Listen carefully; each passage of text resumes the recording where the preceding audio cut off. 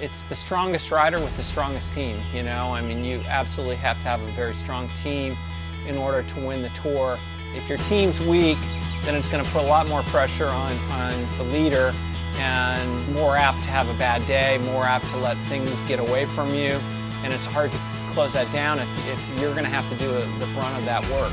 Lance is obviously sort of gearing up to be the one for the general classification, but you know, you've got Levi, you got a lot of good guys, and kind of use the strength of numbers to help support achieving the overall goal. My role at Team Radio Shack in this year's Tour de France is one of a leader as well as a possible support rider for another rider.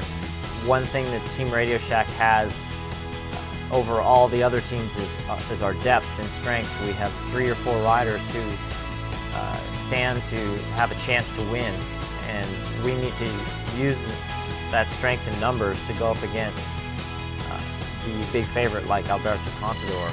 Alberto's team, there's just one guy, you know, and I think Team Radio Shack has more opportunities than just one guy. I mean, obviously Lance is the person that the team will be supporting, but you know, there's going to be other guys up there that might have a shot as well. We have 3-4 riders who have been high in the classification in the past. I mean, Lance having won 7 tours, Andreas and myself have been on the podium.